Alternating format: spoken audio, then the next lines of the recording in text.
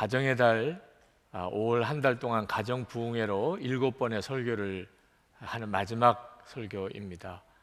오늘 설교는 부모에 대해서 드리는 설교입니다. 사실 이 설교는 제게는 참 부담스럽습니다. 저에게도 딸이 둘이 있거든요. 그 딸 둘은 제 설교를 어떻게 들을까 하는 고민이 있습니다. 좋은 아빠라고 나는 할 수 있을까? 그런 점이 제 마음이 좀 무겁기도 합니다. 그래서 오직 주님의 은혜만 구하면서 오늘 말씀을 여러분과 좀 나누려고 합니다. 여러분, 자녀는 하나님이 우리에게 주신 선물이고 또 가장 큰 복입니다. 자녀가 생겼을 때 기뻐하지 않는 부모가 있을까요? 그런데 참 이상한 것은 하나님의 복이고 선물인데 자녀 문제로 인해서 고통당하는 가정도 얼마나 많은지 모르겠습니다. 하나님의 선물이고 하나님의 복이라면 자녀 문제 때문에 이렇게 고통당하는 것을 어떻게 설명을 해야 하는 거지요? 여기에는 부모가 자녀를 양육하는데 문제가 있다는 것입니다. 부모가 마음대로 자녀를 양육하는데 원인이 있는 겁니다. 여러분, 부모가 스스로 자기가 여전히 죄성을 가지고 있는 존재라는 것, 여전히 이기적인 존재라는 것을 잘 인정하지 않습니다. 그저 자녀를 사랑하면, 그저 자녀를 위해서 잘해주면, 그러면 자녀를 잘 양육하는 것이겠거니 생각합니다. 여러분, 그렇지 않습니다. 부모가 자녀를 사랑하고 또 잘 기르려고 애를 쓰는데도 자녀들의 마음에 상처를 더 깊이 주고 오히려 자녀들의 삶을 망가뜨리는 경우가 수도 없이 많습니다.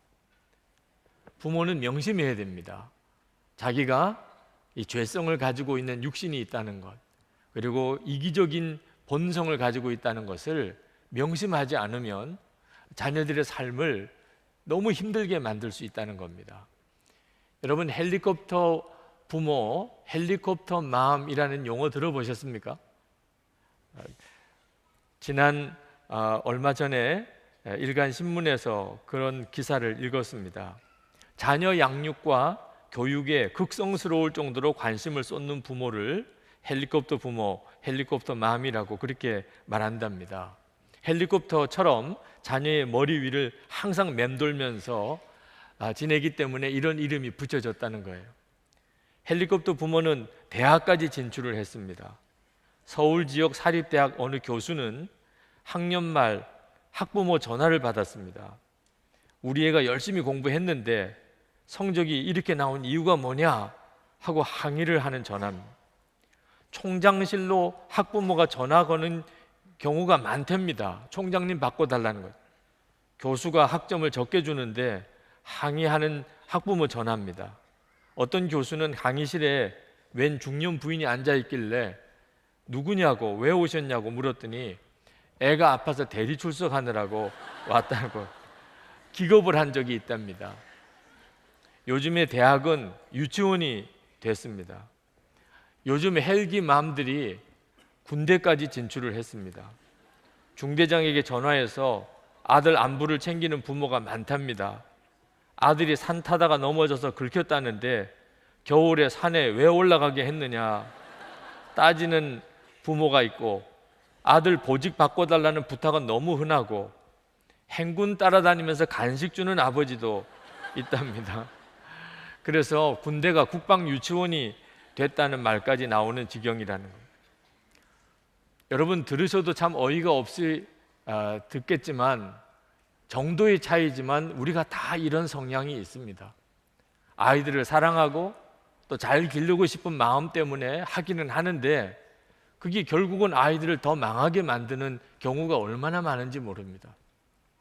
그러므로 우리가 정말 예수님을 믿는 사람이라면 이제는 자녀 양육에 있어서 하나님께 겸손하게 들어야 됩니다. 하나님이 우리에게 자녀를 주신 겁니다. 우리 자녀만 아닙니다.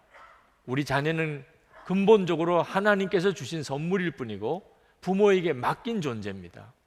여러분, 예수님의 어머니 마리아가 천사의 이야기를 듣고 예수님의 탄생을 알았습니다.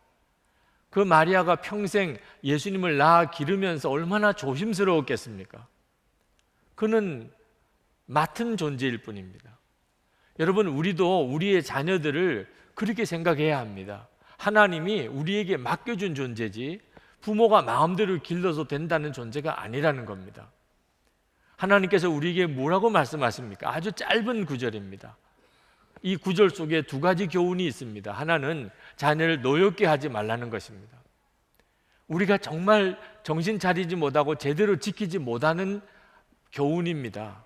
우리는 자녀들이 화를 내는 것에 대해서 대부분 아무렇지 않게 여깁니다. 무관심하게 지나갑니다. 때때로는 그것 때문에 화를 내기도 합니다.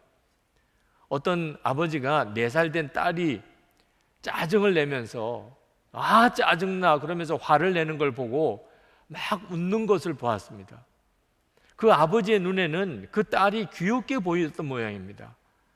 그 이쁘고 조그만 아이가 그렇게 어른들이나 쓰는 표현을 쓰면서 어른들이나 짓는 표정을 지으면서 정말 어울리지 않는 그 모습이 어른들 보기에는 귀여워 보일 수도 있죠.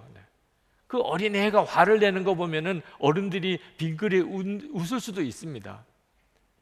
그런데 그 아이의 심정은 어떨까요? 여러분, 아내가 너무나 화가 나서 짜증을 낼 때 남편이 아우 귀여워 하면 어떤 일이 벌어질까요? 여러분, 회사 사장님이 화를 내는데 어우 귀여우시네요 이러면 여러분 회사 제대로 다닐 수 있겠습니까? 그런데도 그 어린 아이는 화를 내고 짜증을 낼 때 주변 어른들이 그걸 보고 귀엽게 생각한다면 이 아이는 마음에 깊은 상처를 가지게 되는 겁니다. 어른들하고 달라서 어린 아이는 마음이, 감정이 더 섬세합니다. 그러므로 그 아이들은 쉽게 상처를 갖는 겁니다. 아이들이 화를 내면 윽박지르는 부모들이 대부분입니다. 어른들이 보기에는 버릇없어 보이고 정말 가당치도 않는 일이죠. 아니 뭐가 부족하다고 화를 내느냐 말입니다. 몰라서 하시는 이야기입니다. 아이들이 부모님에 대해서 화를 내는 것은 무언가 그에게도 감정의 상처가 생겼다는 것입니다. 그걸 부모가 받아주지 않으면, 들어주지 않으면 그 다음에는 마귀가 친구가 됩니다. 표출할 수 없는 이 속에 있는 이 화를 어떻게 합니까? 마귀가 그걸 놓칠 리가 없습니다. 그래서 자녀의 마음속에 완전히 마귀가 주인 노릇하는 겁니다. 그래서 삶을 부정하고 부모를 부인하고 부모를 떠나고 싶고 그리고 죽고 싶고 죽이고 싶은 마음이 우리 자녀들 마음속에 자라게 만드는 것입니다. 그래서 하나님께서 부모에게 자녀를 노엽게 하지 말라고 한 것입니다. 여러분, 자녀들이 부모에게 화를 낼 때 부모는 어이없어 하지만 이유가 있습니다. 그건 부모의 죄된 본성을 자녀들이 보았기 때문입니다. 부모는 어쩔 수 없는 이 육신의 연약함을 가지고 있는 존재입니다. 부모와 함께 이렇게 살아보니까 부모에게도 모순된 행동이 있고 부모도 잘못된 일을 할 때도 있고 부모님에게서 어떤 죄성을 보기도 됩니다.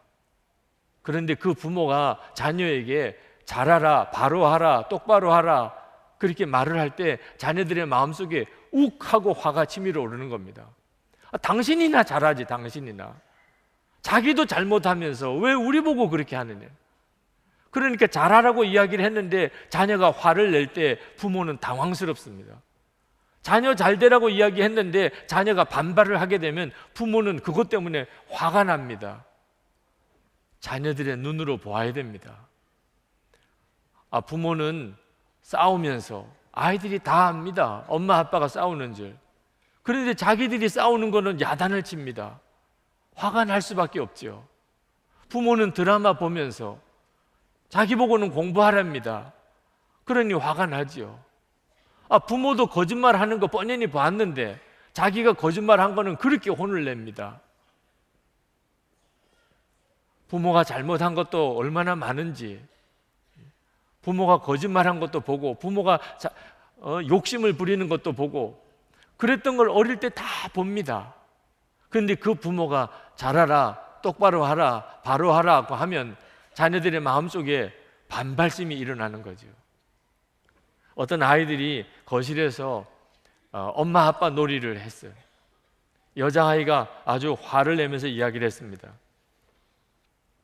나 아예 안 할래. 그러면 너희들이 시키는 대로 내가 다 해야 되잖아. 나 아빠 할래. 그때 남자아이가 또 화를 냅니다. 아니 그러면 너는 저기 의자에 앉아서 우리 보고 이거 해라 저거 해라 시키기만 하려고 그러는 거지. 여러분, 부모가 아이들이 부모에 대해서 어떤 생각을 하고 있는지 부모가 정직하게 살펴볼 줄 알아야 합니다. 도대체 엄마는 어떤 모습이고 아빠는 어떤 모습으로 보일까요? 아주 갓난 아기들도 다 압니다. 부모는 마음껏 화내고 부모는 할 말 안 할 말 다 하면서 자녀들에게는 입조심하라 그러고 어디서 화를 내느냐 그러고 아이들이 그냥 속에서부터 분노가 쌓이는 거죠. 아이들이 화를 내는 것은 부모가 정직하지 않기 때문에 그렇습니다. 부모는 자녀들을 사랑해서 한다고 말합니다. 너를 위해서 하는 거야 라고 말합니다. 그런데 부모가 진짜 자녀들의 행복을 위해서 자녀를 위해서만 하는 겁니까? 부모는 정직하게 자기 자신의 마음을 돌아볼 줄 알아야 됩니다. 부모 자신의 욕망, 부모 자신의 욕구 충족을 위해서 자녀들에게 요구하는 것이 얼마나 많습니까? 여러분, 자녀들에게 왜 그렇게 공부를 시킵니까? 왜 그렇게 좋은 학교를 가기를 원하십니까? 자녀들을 위해서만 그런 겁니까? 아이가 학교 가서 공부를 잘하고 좋은 성적을 받아가지고 오면 부모는 기분이 좋습니다. 그리고 은근히 자랑합니다. 그런데 아이가 학교에서 별로 성적이 안 좋게 오면 화가 납니다. 아이가 어디 가서 뭘 잘못하고 오면 그러면 금방 이렇게 이야기합니다. 창피해서 못 살겠어. 창피해서. 동네 창피해서 못 살겠어. 부모가 진짜 자녀만을 위해서 이야기하는 겁니까? 자녀가 뭘 잘하고 못하는 거에 따라서 부모 자신의 욕망이 채워지고 안 채워지고 라고 반응하는 것을 보는. 여러분, 아이들이 제일 두려워하는 말이 너 창피해서 못 살겠다는 부모의 이야기입니다. 이것은 자녀들에게 무서운 말이에요. 정말 무서운 말이에요. 여러분, 자녀들이 학교 성적이 별로 제대로 안 나왔다고 그래서 자녀들이 절망하는 자녀가 없습니다. 성적이 잘 나올 수도 있고 못 나올 수도 있는 거고 능력에 따라 성적은 다 차이가 나는 거죠. 그런데 아이들이 절망하는 것은 그 성적 때문에 엄마 아빠가 자기를 사랑하지 않고 자기를 창피하게 생각하는 거예요. 아이들은 친구들이랑 어울리다가 뭘 잘못하는 것 때문에 그것 때문에 막 죽고 싶은 마음이 드는 게 없어요. 그것 때문에 죽고 싶지 않아요. 그런데 집에 들어가서 자기가 뭘 잘못하고 뒤떨어진 것 때문에 자기가 사랑받지 못한다고 그렇게 느껴질 때 죽고 싶은 생각이 드는 거예요. 엄마 아빠가 진짜 자녀의 행복을 위한 거라면 오히려 자녀들이 뭘 잘못할 때 뒤떨어졌을 때 그때 자녀들을 세심하게 살펴줄 수 있어야 하는데 부모는 금방 자기가 원하던 욕구를 드러내버리고 맙니다. 젊은이 교회 특별 새벽기도 때 어떤 남자 청년이 울면서 이런 고백을 했습니다. 내가 어릴 때 집이 고물상을 하고 슈퍼마켓을 할 때도 부모님에게 나는 자랑거리였다. 내가 학교에서 시험 점수 잘 받아오면 엄마 아빠가 행복해 하시는 것을 알고 부모님께 힘이 되드리고 싶어 열심히 공부했다. 그리고 내가 원하는 대학교에 입학을 했다. 그런데 대학교 합격 발표 며칠 후 아버지와 함께 간 낚시터에서 아버지는 나에게 이렇게 말씀하셨다. 아빠는 내게 실망했다. 더 좋은 학교 갈 수 있었다. 그런데 너는 도전을 포기했어. 그때 내 마음에 큰 상처가 생겼다. 나는 나름 열심히 했고 들어간 대학교에 만족하였는데 아버지의 그 기대가 너무 힘들었다. 그래서 고시 합격을 해서 아버지로부터 인정받아야지 결심하고 20대를 그 꿈 하나를 품고 지내왔다. 그런데 생각처럼 고시 합격이 되지 않았고 아버지는 나에게 실망을 감추지 못하셨다. 아버지는 내가 변했다고 하셨다. 그렇지만 나는 한 번도 변한 적이 없다. 그냥 예전처럼 아버지의 인정을 받고 싶었을 뿐이다. 그런데 나는 어느 순간 아버지께 실망만 안겨드리는 아들이 되었고 그런 아버지의 실망에 원망하고 반항하는 아들이 되어 있었다. 이제는 내가 없어지면 아버지가 행복하실까 하는 생각이 들 정도로 비참해졌다. 아버지는 나에게 아픔이었고 두렵고 힘든 존재였다. 자녀들은 이게 화가 나는 겁니다. 나를 위한다고 하시고 내 행복 때문이라고 하지만 사실은 다 부모의 욕심, 이기적인 생각 때문이 아니냐. 이런 문제 때문에 자녀들은 부모님께 힘든 거예요. 그래서 자녀를 노엽게 하지 말라, 그렇게 말씀하신 겁니다. 여러분, 우리가 알아야 돼요. 우리가 그렇게 자녀에게 잘해주고 사랑하고 그리고 자녀가 잘 되라고 하지만 우리의 이 해결되지 않은 이 죄성, 이기적인 이 본성이 자꾸 문제를 일으키는 겁니다. 그러므로 여러분, 이제 진짜 자녀를 양육하는 데 있어서도 예수님을 잘 믿으셔야 돼요. 자녀 양육의 문제에 대해서 예수님께 정말 맡길 수 있어야 됩니다. 예수님이 말씀하셨어요. 수고하고 무거운 짐진 자들아 다 내게로 오라. 내가 너희를 쉬게 하리라.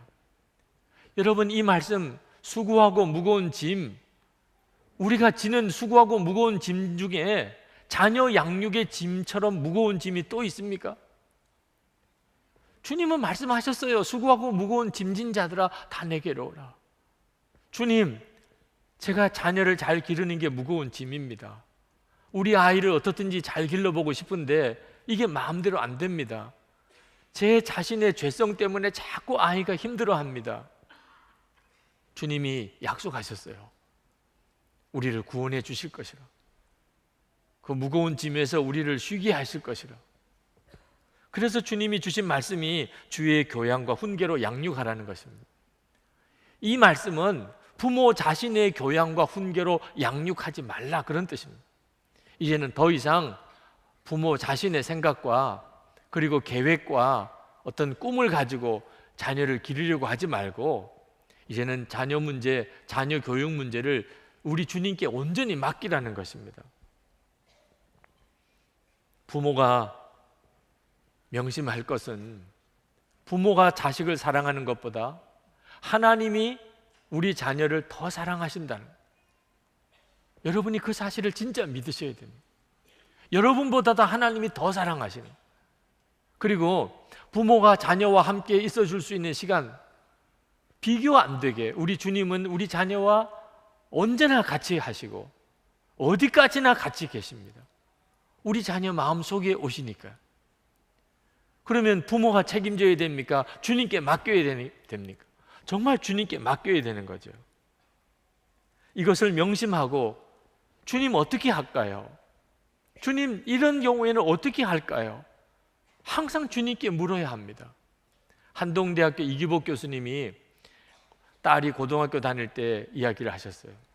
고등학교 올라가서 성적표를 가지고 왔는데 너무 형편없는 성적이더래요. 그 성적표를 받아보고 마음이 안 좋았습니다. 그런데 그때 주님의 마음이 느껴지더래요.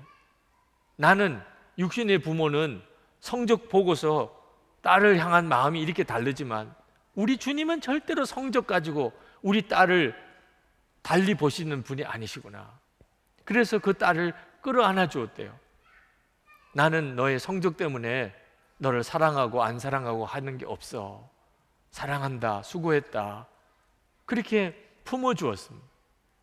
그 다음 학기에 또 성적표를 가지고 왔어요. 지난번에 그렇게 품어주었으니까 이번 학기에는 성적이 좀 높아졌겠거니 생각하고 보니까 더 떨어졌어요. 순간 마음이 힘들어지더래요. 그런데 그때도 여전히 자기 마음에서 우러나오는 생각을 누르고 주님의 마음을 생각해 보니까 주님은 성적이 떨어졌다고 책망하실 분이 아니시더래요. 그래서 오히려 그 딸을 격려해 주고 칭찬해 주었대요. 그 다음 학기에 성적표를 가지고 왔는데 들어올 때부터 얼굴이 펴져 있더래요. 너무 좋아서 기뻐서 성적표를 꺼내는 딸을 보고 성적이 이제는 올랐구나, 그렇게 기대를 했는데 펼쳐보니까 형편없어요. 너무너무 좌절이 들더라는 거예요. 내가 진짜 이거 잘하는 걸까? 이렇게 하는 것이 정말 옳을까? 이런 생각이 들더래요. 그런데 그때 마음에 주님이 주시는 생각이 있더랍니다. 너 딸의 얼굴을 보라. 저렇게 형편없는 성적표를 가지고 저렇게 밝은 얼굴로 들어올 수 있는 게 얼마나 놀라운 기적이냐. 성적 때문에 우울증에 걸리고, 성적 때문에 좌절하고, 성적 때문에 죽으려고 그러고, 성적 때문에 집을 가출하고, 성적 때문에 거짓말하고, 그런 아이들이 얼마나 많으냐. 그런데 내 딸 아이는 이런 성적을 가지고도 저렇게 기뻐하면서 환한 얼굴로 정직하게 내게 성적표를 꺼내놓을 수 있는, 이것이 도대체 무슨 역사냐. 비로소 정말 놀라운 일이라는 걸 알게 됐다는. 여러분, 우리가 우리의 자녀를 우리 눈으로 보는 것과 우리 주님이 보시는 눈으로 보는 게 너무나 다르다는 것을 아셔야 합니다. 우리가 우리 아이들을 정말 사랑하는 게 맞다면 아이들의 눈에서, 그리고 주님과의 관계에서 부모가 중간 역할을 해줘야 하는 겁니다. 매주일 교회 보내서 예배드리게 하고, 그리고 성경 읽게 하고, 기도시키고, 그리고 가정 예배드리고, 다 너무 귀합니다. 그런데 조심할 것은 율법주의적인 분위기로 하면 안 된다는 거예요. 강요하면서 이렇게 시키면 안 된다는 거예요. 예배 드려야 되고, 성경 보아야 되고, 기도도 해야 되고, 가정 예배도 필요합니다. 그러나 중요한 것은 그 밑바탕의 분위기예요. 예수 믿는 분위기는 어떤 분위기여야지요? 기쁨이요, 감사요, 사랑입니다. 그런 분위기에서 예배 드리라고 그러고, 성경 읽자고 그러고, 같이 기도하자고 그러면 그건 정말 잘 하시는 거예요. 그런데 강압적인 분위기로, 억압하는 분위기로, 그거 안 하면 벌 받을까 봐, 이런 분위기로 하면은 결국 나중에 아이들이 다 떠나버리고 맙니다. 예수 믿는 게 좋은 줄 모르는 거예요. 그렇게 예수 믿으라, 예수 잘 믿으라 노래를 불렀는데 왜 아이들이 빗나가는 일이 생기죠? 예수 믿는 게 좋은 줄 모르니까. 아이들은 예수 믿는 부모에게 말 없이 질문을 합니다. 예수 믿어서 좋으세요? 말하지 않지만 아이들은 부모에게 항상 지켜보면서 그렇게 질문해요. 왜? 예수 안 믿는 사람 너무 많으니까. 자기 친구들, 부모님 중에 예수 안 믿는 사람 너무 많은 거예요. 그런데 우리 엄마 아빠는 왜 예수 믿냐 말이에요. 도대체 뭐가 좋길래 예수를 믿으시냐는. 말 없이 주는 질문이니까 부모도 말 없이 대답해 줘야 됩니다. 부모가 자녀에게 예수 믿어서 좋은 이유 뭐라고 대답하지요? 행복한 거예요. 예수 믿어서 너무 행복하다는 거예요. 여러분, 예수 믿어서 행복한 이것은요, 말할 필요가 없어요. 그냥 압니다. 함께 지내보면 압니다. 우리 엄마 아빠는 너무 행복하시구나. 자녀들이 어떻게 그걸 모를 수가 있어요? 그들도 결국은 다 살면서 이런 저런 일 다 겪게 됩니다. 우리 엄마 아빠가 모든 게 다 있어서 행복한 것도 아니고, 뭐 어려움이 없어서 행복한 것도 아니고, 도대체 우리 엄마는 왜 행복한 거지? 자기도 그런 문제 때문에 부딪히다가 결국은 묻게 돼요. 엄마 아빠는 왜 그렇게 행복하시냐고. 도대체 무엇이 그렇게 행복하시냐고. 예수님 때문이야. 주님이 함께 계시잖아. 여러분, 이것이 최고예요. 우리가 자녀에게 해줄 수 있는 최고의 유산입니다. 부모가 자녀들에게 저지르는 가장 큰 실수가 조급한 거예요. 자녀들에게 좋은 믿음을 심어줘야 되겠다. 좋지요.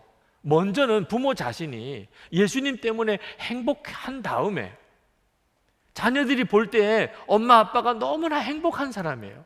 기쁨이 있고 감사가 있고 사랑이 있어요.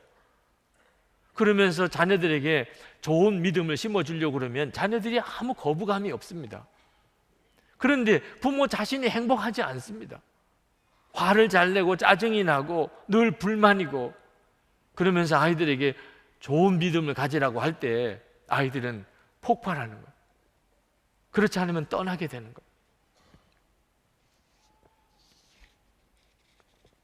여러분, 우리가 아이들에게 정말 전해줘야 될 것은 행복이 어디서부터 오는지, 진짜 행복은 어디서부터 오는지를 아이들에게 전해줘야 되잖아요. 여러분, 돈 많이 벌고 성공하면 행복합니까? 아니, 좋은 학교 졸업하면 행복합니까? 좋은 사람 만나서 결혼하면 그냥 행복해지는 겁니까? 우리는 다 경험해 봐서 알잖아요. 그렇지 않다는 걸. 행복은 거기서부터 오는 게 아니라는 걸. 우리 아이들도 똑같은 시행착오를 거칩니다. 부모가 우리 아이들에게, 자녀들에게 행복은 예수님으로부터 오는 거라는 것을 가르칠 수 있다면 얼마나 좋을까?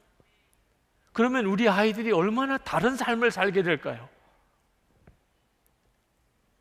저는 이 시간에 부모님에게 이렇게 하시라 저렇게 하시라고 다 말씀드릴 시간이 없습니다. 이 주일 설교 시간에 다 말씀드릴 수가 없어요. 여러분에게 좋은 신앙적인 서적들을 읽으시도록 권해드리고 싶을 뿐입니다. 책이 많습니다.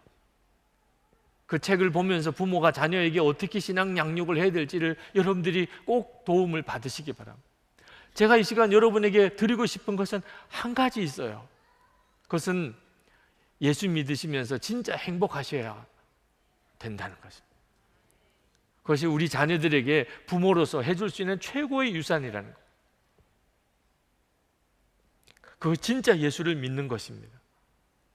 자녀를 잘 양육하기 위해서, 우리가 우리 자녀에게 진짜 귀한 것을 전해주기 위해서, 그것 때문에라도 부모 자신이 예수님을 진짜 믿고, 그리고 예수님 안에서 충분한 믿음, 예수님 한 분이면 충분한 믿음, 그걸 부모가 가지셔야 됩니다. 요한복음 15장 5절에 나는 포도나무여 너희는 가지라. 그가 내 안에 내가 그 안에 거하면 사람이 열매를 많이 맺나니 나를 떠나서는 너희가 아무것도 할 수 없습니다. 여러분, 이 말씀대로 예수님을 믿어야 진짜 예수님을 믿는 겁니다.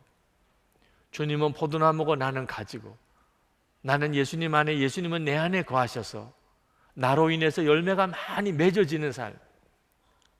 여기 말씀하시기를 나를 떠나서는 너희가 아무것도 할 수 없습니다. 자녀 잘 길러보고 아무리 잘 길러보고 싶어도 예수님을 떠나서는 아무것도 할 수 없다. 사도 바울이 자기 사역에 대해서 이런 고백을 했습니다. 로마서 15장 18절에 그리스도께서 이방인들을 순종하게 하기 위하여 나를 통하여 역사하신 것 외에는 내가 감히 말하지 아니하노라. 사도 바울은 그렇게 고백했어요. 내가 그동안 나가서 전도하고 설교한 모든 것들은 다 주님이 나를 통해서 말씀하신 거죠. 그동안 내가 사람들을 치유하고 역사했던 모든 일들은 다 주님께서 나를 통해서 일하신 것이다. 여러분, 부모가 자녀들을 양육할 때 꼭 이렇게 해야 하는 것입니다. 자녀들에게 무슨 말을 한다면 주님이 하시고 싶은 말을 부모가 대신하는 거예요. 자녀를 사랑하는 것을 부모가 대신하는 거예요. 주님이 사랑하는, 주님이 자녀에게 무언가를 해주고 싶어 하시는 것을 부모가 대신하는 것입니다. 부모 역할은 그거밖에 없어요. 베드로전서 4장 11절에 만일 누가 말하려면 하나님의 말씀을 하는 것 같이 하고 누가 봉사하려면 하나님이 공급하시는 힘으로 하는 것 같이 하라. 우리가 자녀들에게 꼭 그리해야 하는 것입니다. 한국 초대교회 유명한 목사님이신 길선주 목사님이 아들 때문에 고생을 많이 하셨습니다. 아들이 술주정뱅이고 망난이였습니다. 길선주 목사님이 장로님이실 때 그 아들이 늘 마음에 걸렸습니다.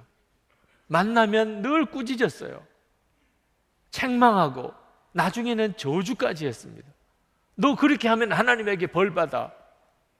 그런데 이 아들이 도무지 돌아오지를 못하는 겁니다. 더 정도가 심해지는 거예요. 그걸 보다 못한 선교사님이 길선주 장로님에게 충고를 했습니다. 왜 아들을 저주하시나요? 아들을 축복하세요, 아들을.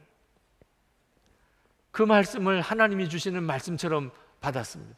아, 내가 아들을 저주하지 않고 축복해야 되는 거구나. 축복할 수가 없는 모습인데 축복해야 되는. 그래서 100일 동안 새벽 기도를 작정을 했습니다. 100일 동안 하나님 앞에 나가서 아들을 축복하는 기도를 했습니다. 처음에는 쉽지 않으셨다고 그래요. 그러나 기도하면서 점점 깨달아지는 것이 아버지인 내 눈으로 보는 거하고 하나님의 눈으로 보는 게 너무나 다르다는 겁니다.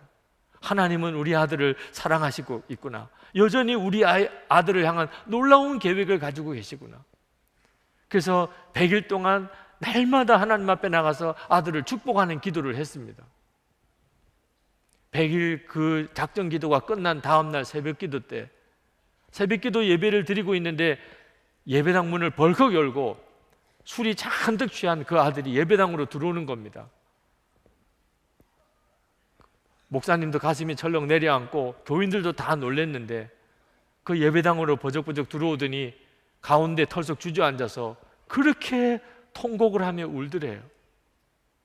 그리고는 아들이 확 바뀐 겁니다.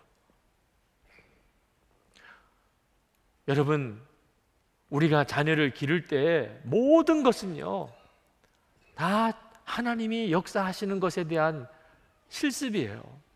믿음의 실험이에요. 주님이 나를 통해서 우리 아이를 기르는 것에 대한 실제적인 경험을 위해서 주시는 것입니다. 모세와 사무엘, 하나님이 정말 크게 쓰셨던 참 큰 종들인데 이 두 분에게는 공통점이 있습니다. 엄마 젖을 먹을 때까지 엄마의 기도와 말씀으로 양육을 받은 것, 그게 공통점이에요. 엄마 젖될 때까지 믿음의 어머니로부터 기도로 말씀으로 양육을 받았습니다.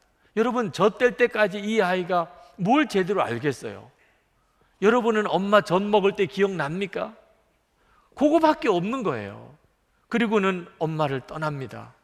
사무엘은 엘리 제사장 집에 갑니다. 엘리 제사장은 경건치 못한 제사장이었어요. 제대로 그 제사장 집에서 영적으로 배운 게 없어요. 그런데도 젖될 때까지 엄마의 기도와 말씀의 양육 때문에 이 사무엘은 거기서 하나님을 만나고 하나님의 위대한 종이 됩니다. 모세는 더 그랬어요. 모세는 아주 애굽 왕궁에 들어가 살았습니다.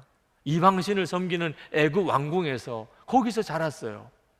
그런데 젖될 때까지 엄마 품에서 기도와 말씀 양육 받은 것 때문에 거기서 그는 자기가 하나님의 백성인 것과 그리고 하나님의 종이 되어야 되는 결단을 하게 됩니다. 여러분, 우리 자녀들도 언젠가는 우리 품을 떠납니다. 이 세상 가운데서 살아가야 됩니다. 우리가 다 알잖아요. 이 세상이 얼마나 악한지를, 유혹이 얼마나 큰지를, 예수 제대로 믿어보려고 그러면 어떤 핍박을 받는지를 우리가 다 알잖아요.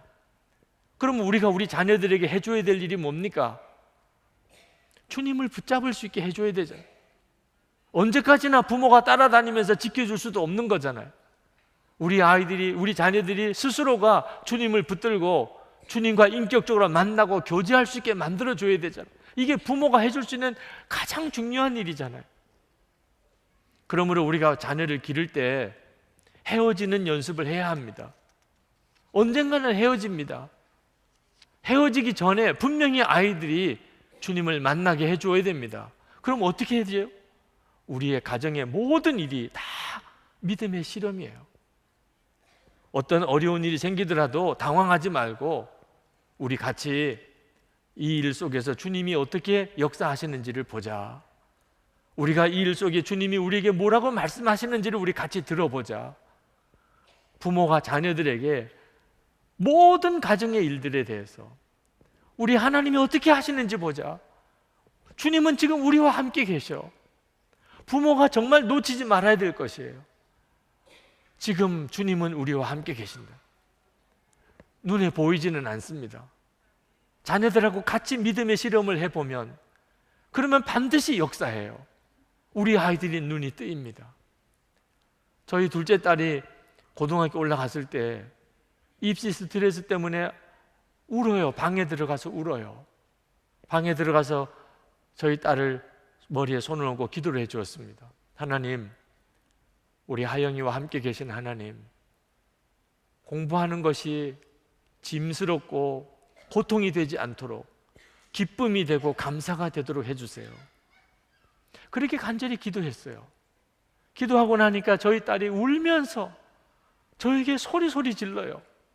아빠, 진짜 예수님이 아빠 마음에 계신 거 정말 사실이에요. 예수님이 내 마음에도 계신 거 정말이에요. 그런데 왜 나는 안 믿어지지요?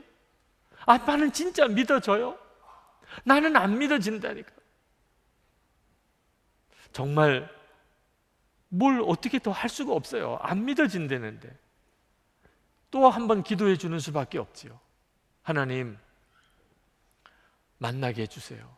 주님, 우리 딸의 눈을 열어서 주님이 마음에 계신 것을 알게 해주세요. 그렇게 기도해 줄 수밖에 없었습니다. 그리고 2년 뒤에요, 고등학교 3학년 때 제가 학교를 데려다 주는 날, 제 옆에서 갑자기 아빠 너무 고마워요. 저는 그냥 학교 운전해 주는 것 때문에 고마워하는 줄 생각하고 아빠가 당연히 해야지. 아니요, 제가 솔직히 하나님이 잘 안 믿어지던 때가 있었어요. 인터넷이나 여기저기서 기독교에 대해서 반대하는 그런 글들을 읽으면 어떤 때는 거기가 정말 동조가 될 때가, 정말 그럴듯하게 여겨질 때가 있었어요. 하나님 안 계신 거 아니야? 이런 생각이 들 때가 있었어요. 그런데 아빠를 보면 항상 예수님의 마음에 계시다고 그러는데, 항상 주님을 바라본다고 그러는데, 이것도 결론을 내릴 수가 없어서 자기가 그동안 하나님을 안 계시다고도 못하고 계신다고도 못하고 그러고 지내왔다는 겁니다. 그런데 고3 되어서 우리가 전 교인들이 영성일기를 쓰기 시작하면서 고등부에서도 영성일기를 쓰기 시작했습니다. 깜짝 놀랐다는 거예요. 진짜 주님은 내 마음에 계시구나, 내 안에서 역사하시는구나. 자기가 너무나 분명하게 이제는 믿어진다. 그래서 너무 고맙다는 거예요. 아빠, 제가 하나님을 믿을 수 있도록 해주셔서 너무 고마워요. 제 딸아이를 학교에 내려다 주고 돌아오면서 정말 눈물이 나더라. 너무너무 감사했어요. 여러분, 저라고 완전한 사람이겠습니까? 딸이 저와 같이 사는데 제 허물을 어찌 모르겠어요. 제가 어떻게 완벽한 사람일 수 있겠어요? 그런데 저를 보고 믿음을 지킬 수 있었다니, 하나님을 믿을 수 있었다니, 이게 어떻게 된 일이죠? 계속 주님만 바라보려고 했던 그 갈망, 주님은 나와 함께 계시다는 이 믿음 하나를 놓치지 않고 계속 주님을 바라보려고 했던 그거 하나, 그거 본 거죠 뭐. 그러다가 결국 저희 딸도 주님을 만났어요. 여러분, 자녀 기르는 것이 무거운 짐처럼 여겨지십니까? 여러분의 힘으로 잘 길러보려니까 무거운 짐인 거예요. 할 수 없는 일을 하고 있는 거죠. 여러분이 진짜 예수님을 믿으신다면 자녀 기르는 문제 때문에 여러분이 진짜 예수를 믿으셔야 돼요. 예수님이 여러분을 통해서 자녀를 만날 수 있도록 그렇게 믿으셔야 돼요. 그것이 여러분이 사는 길이에요. 그리고 우리 자녀들이 사는 길입니다. 오늘 가정 부흥의 설교를 다 마무리하면서 우리가 찬송가 한 장을 같이 부르고 기도했으면 좋겠습니다. 날마다 날마다 주님과 함께, 한 걸음 한 걸음 주님과 함께 그렇게 살아가기를 원합니다. 우리 가정이 그렇게 되기를 원합니다. 그렇게 부모가 살기를 원합니다. 우리 430장 찬송을 부르시겠습니다.